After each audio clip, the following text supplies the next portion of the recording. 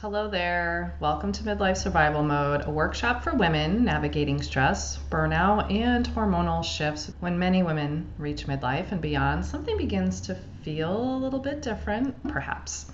Symptoms might pop up. This might lead you to the doctor's office, and sometimes you're even told it's just aging. The strategies that used to work for you, like pushing through fatigue, drinking another cup of coffee, trying the next health plan or supplement, suddenly stop working the way that they once did. So instead, many women find themselves feeling maybe wired and tired. You're waking up maybe in the middle of the night at 3 a.m. Does this sound familiar? You might start feeling more anxious or overwhelmed. Does your body feel tense, reactive, inflamed, or just completely off balance? Maybe you have joint pain. This may prompt the question, what is wrong with me? The truth is, you're not broken. You've likely just been given the wrong tools. And what's more is that the body has likely shifted into what we call survival mode.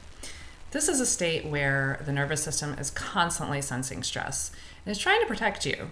And while there are likely some significant changes happening in the body, believe it or not, your body is always working for you, and so it will begin to try to compensate in other areas. And it's doing this with your best intentions. This is really an important piece that most health conversations are missing. The body cannot heal or regulate while it believes it is under a threat with stress. And when our nervous system is stuck, the body prioritizes survival over repair. The systems responsible for healing simply can't do their jobs effectively. So today I really want to help you understand what survival mode actually is inside the body, why it becomes more common as we age, and most importantly, how we can begin to move the body back into a state where healing becomes possible again. Okay, well, let's get started. Midlife and survival mode, why your body can't heal in a constant stress state. And really, it's not just midlife, it's for anybody. Your body cannot heal in this stress state. This is just who I speak to most of the time is women in midlife, perimenopause, menopause, and beyond. So let's dive in. So for those of you who don't know me, though, a little bit about me before we go any further. My name is Tess. I've been a registered nurse for 22 years. I've been in healthcare for over 30, and I've been in the holistic health space for about 10 or so years. I'm a functional diagnostic nutrition practitioner and herbalist, and I'm also a certified health coach. So that's just a little bit about me and what I do. I'm really passionate about plants and food as medicine, and I have 5 kids. 3 are grown, 2 are still at home, and I'm a Mimi of 1. I love a good cup of tea. I believe that anything can be solved over a good cup of tea. And putting on some 80s music never hurt either. Just a quick disclaimer, this workshop is not intended to provide medical advice, okay, or diagnose or treat any illness or disease. It should not be considered a substitute for your professional medical provider. This workshop and any associated material, including any vitamins, minerals, herbs that I recommend are for informational purposes only.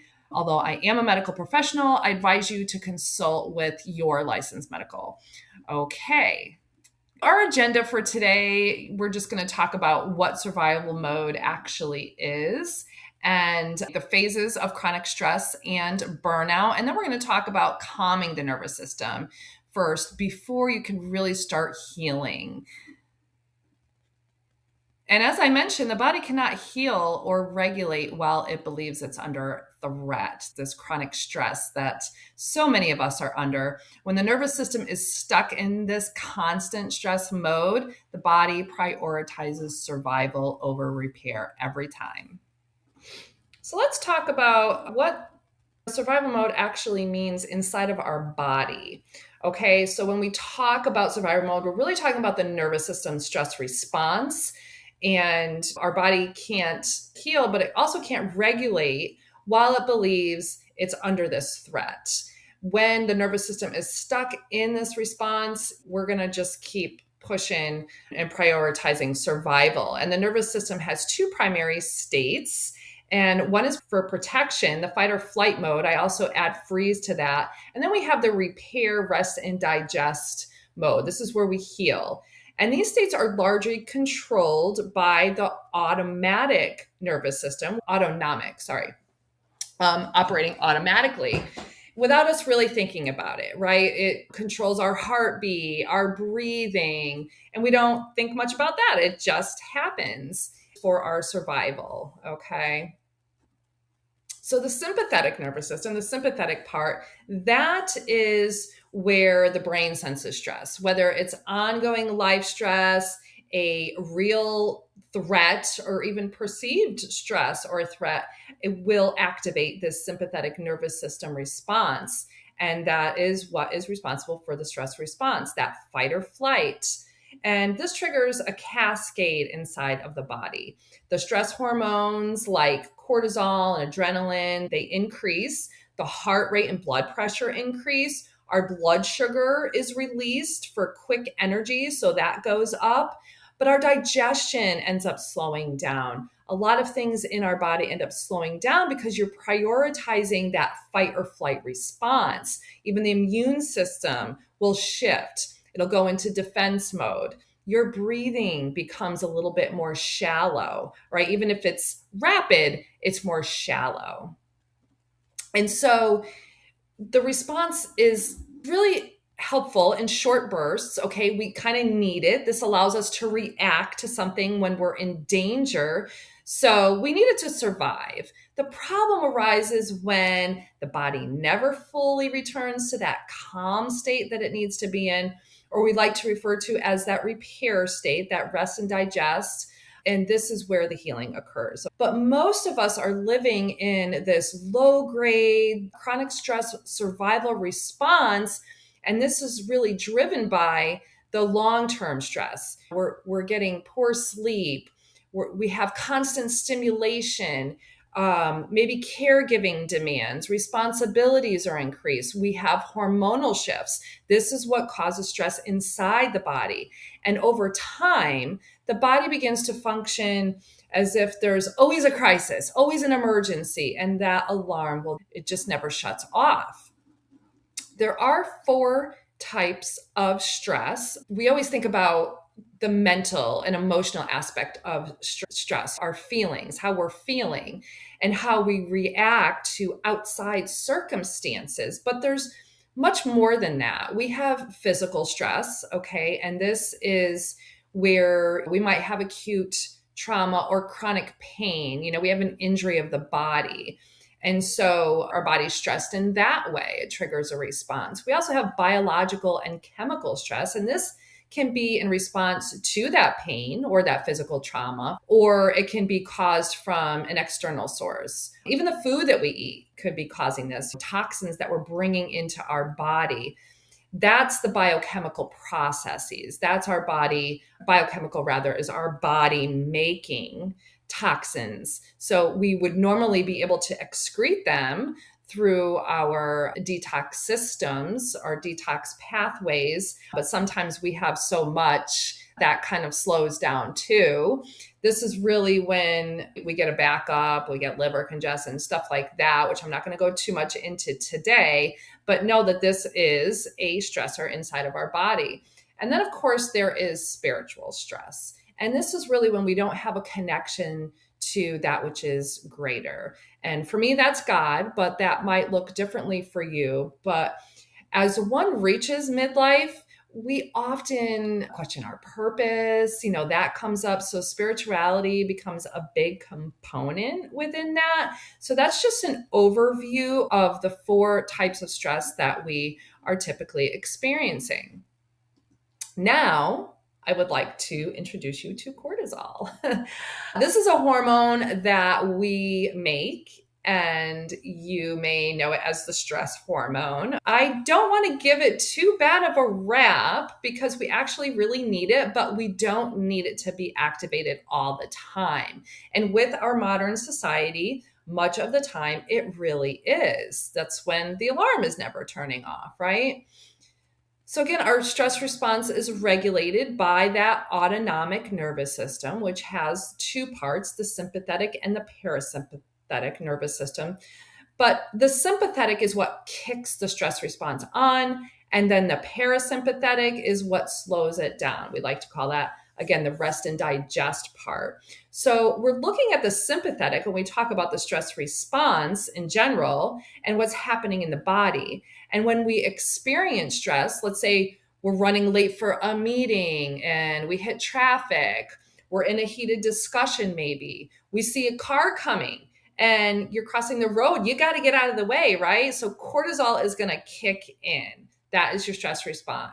In some cases, getting out of the way of the car, it's good. We need it.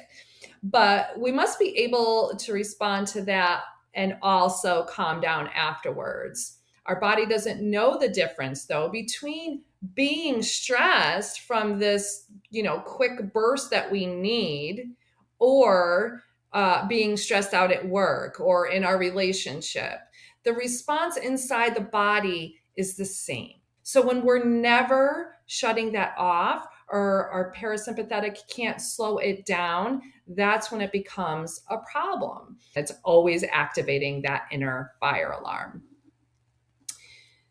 The system and the processes is pretty complex, and I'm not going to get into the A and P of everything. There's a lot that happens with the stress response, but just know that adrenaline and norepinephrine are kicking the stress response on and into gear from the adrenal glands, and that's what's going to trigger the cortisol release. So adrenaline is your get up and go.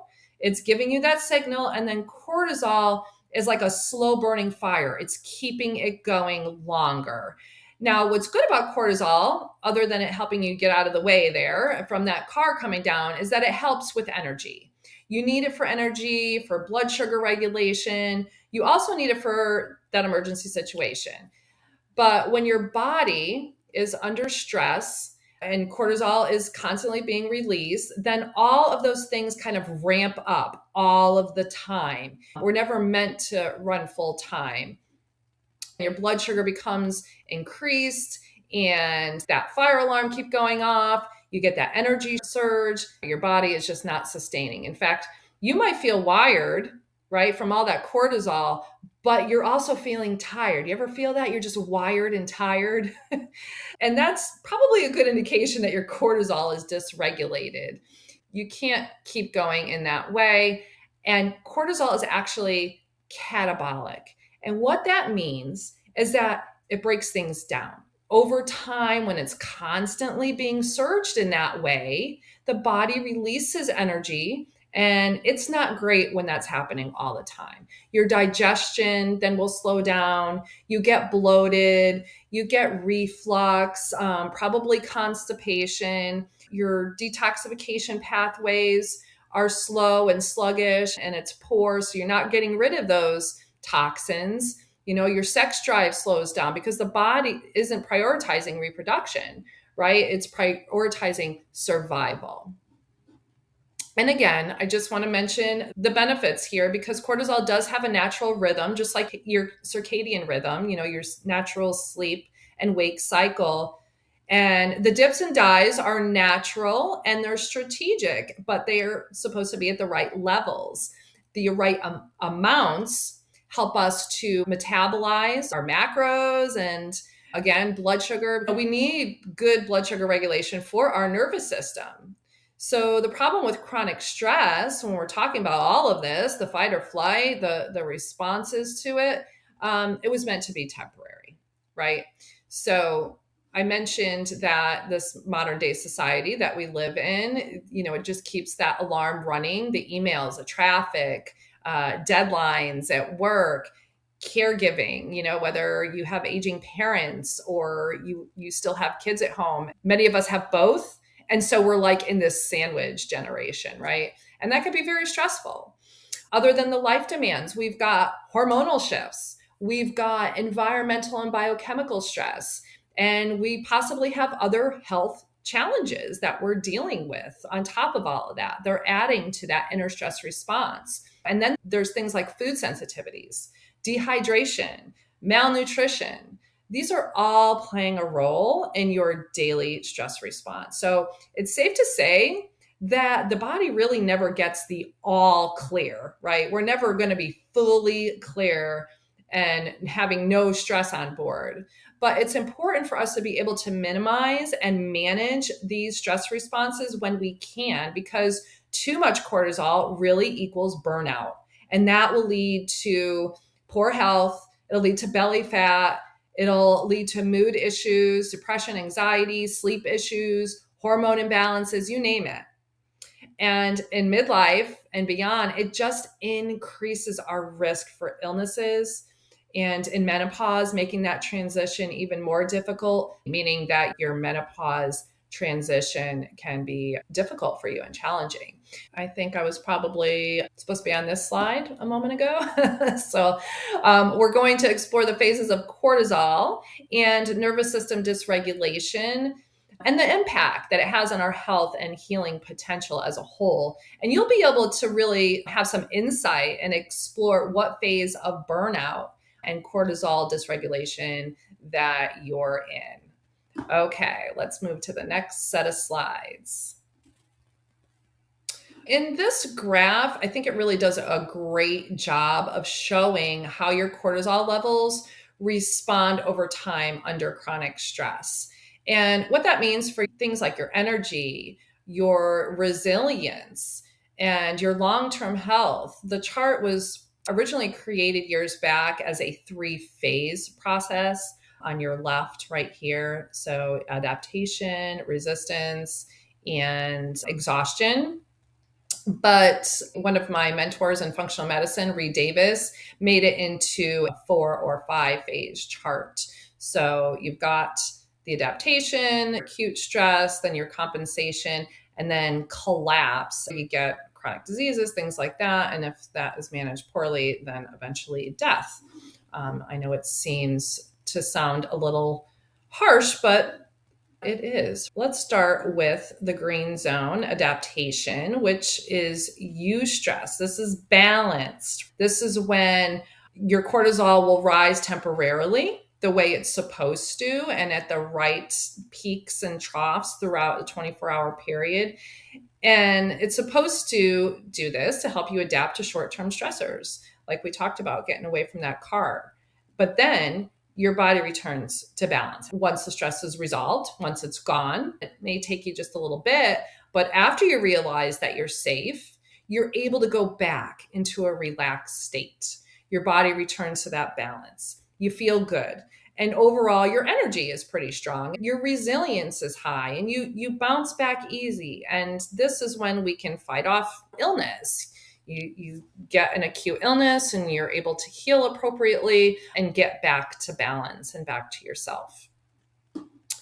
And this is where on the wellness meter, I have this little graph here.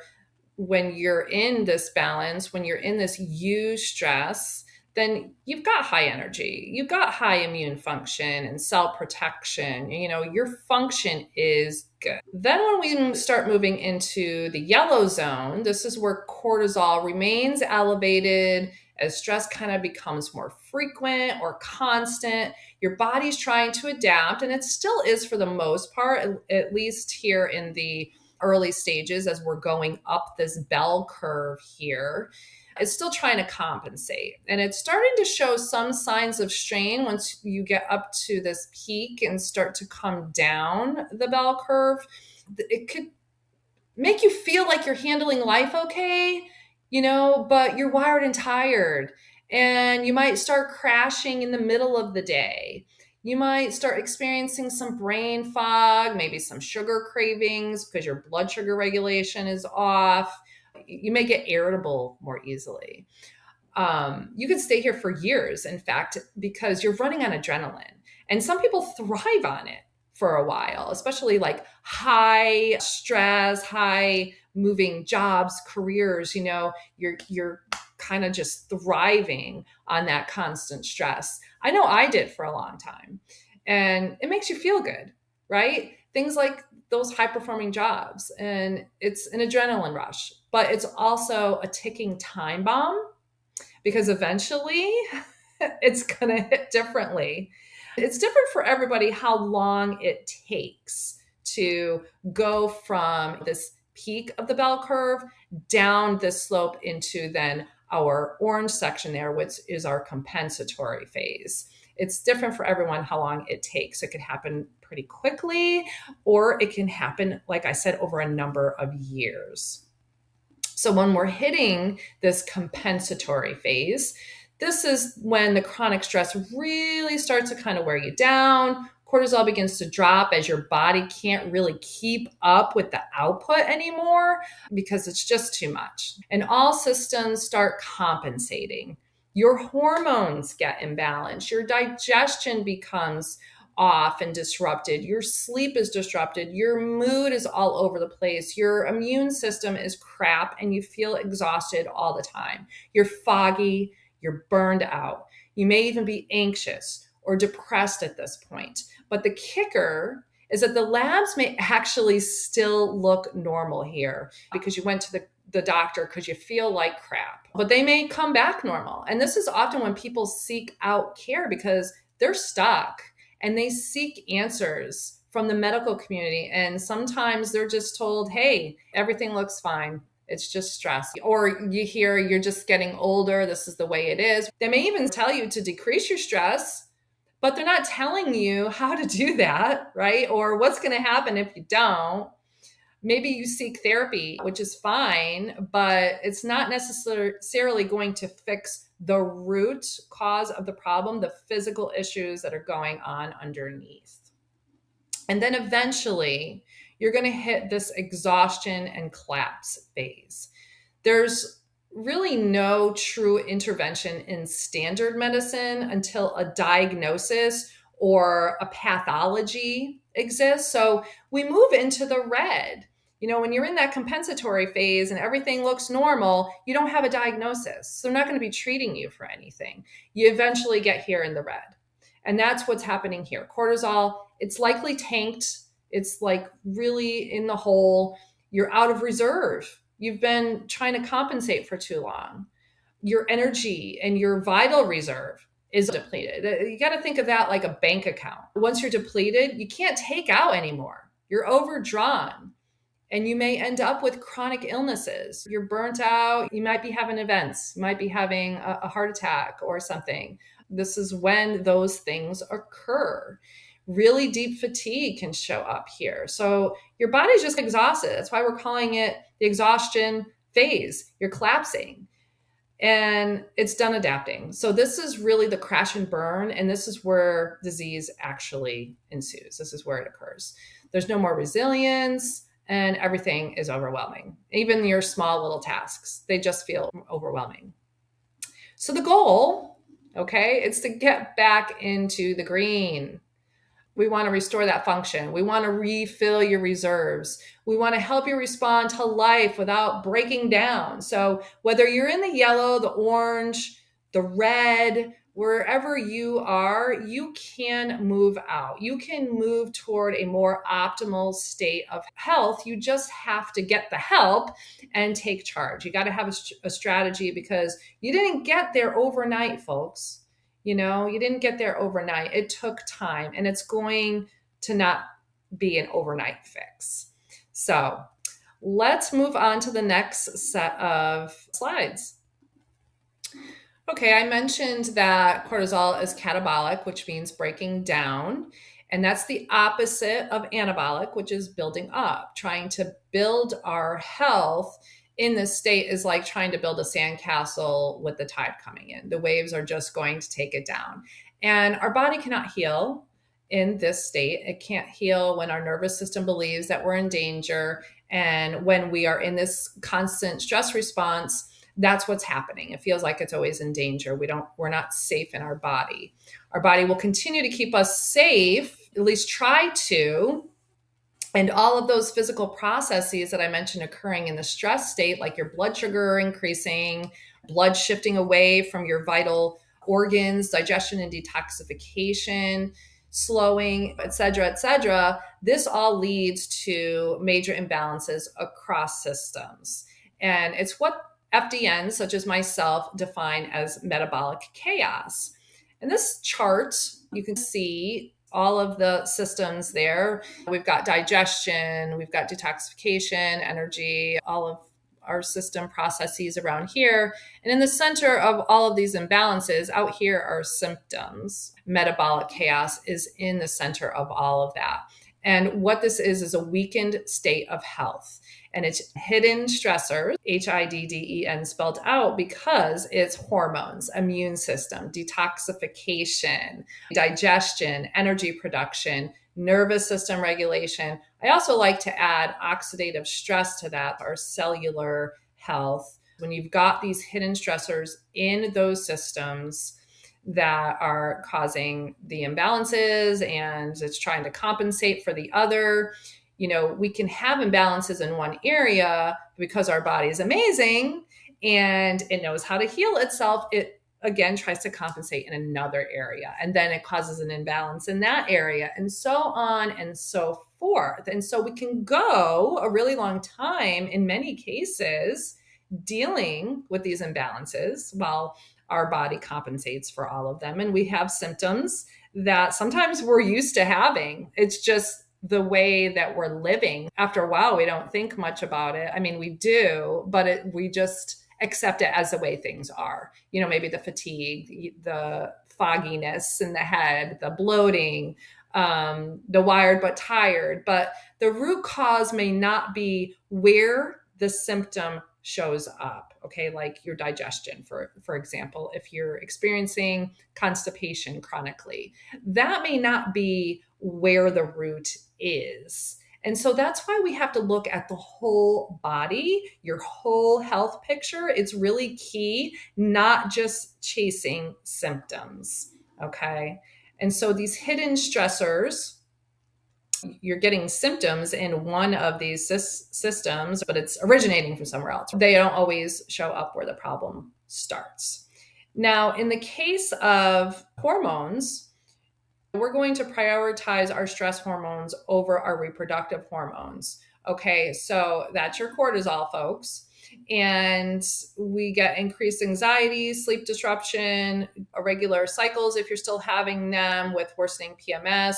And then your menopause experience, as I mentioned earlier, is likely going to be more intense. Cortisol also interferes with normal hormone rhythms that regulate sleep and regulate energy. So this is a big deal during this time. And it's also going to start messing with our metabolism, right? The stress response signals the body to conserve energy and store fuel. So again, I've mentioned these quite a bit already, like your blood sugar instability, but that's going to lead to increased cravings that you might have, or weight gain in the midsection, and that fatigue, despite trying to eat well for energy and get enough sleep, but your metabolism is just so in this chaos. It's not your body trying to sabotage you. It's not working against you. It's trying to protect you because it's perceiving the stress of all this chaos happening. And then I think mood and brain function is a big deal here, because this is when people start really noticing that I'm not myself, right? Your brain becomes deeply affected from chronic stress. You get anxious, you're irritable. And the brain fog, I think, is probably one of the worst things. And you can't even concentrate. The nervous system is just stuck in this protective loophole.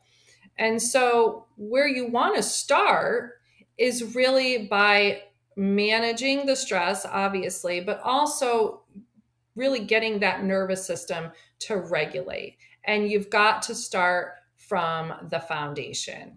And the foundation are all these things: proper nutrition, proper sleep, supporting the nervous system with good tools to manage your stress response. Movement, your body just needs to move. It really does. And I'm not talking about crazy exercise like going to CrossFit every day. I'm just talking about getting up and getting the right amount of movement, because sometimes when you're in this stress state, if you're really in a burnt out state, over exercising is an issue. You've got to meet yourself where you are. And I want to thank you for joining me for this workshop. And the nervous system really has got to feel safe before it can relax. And it's got to be relaxed before it can heal. Relaxation is the result, but regulation is the process.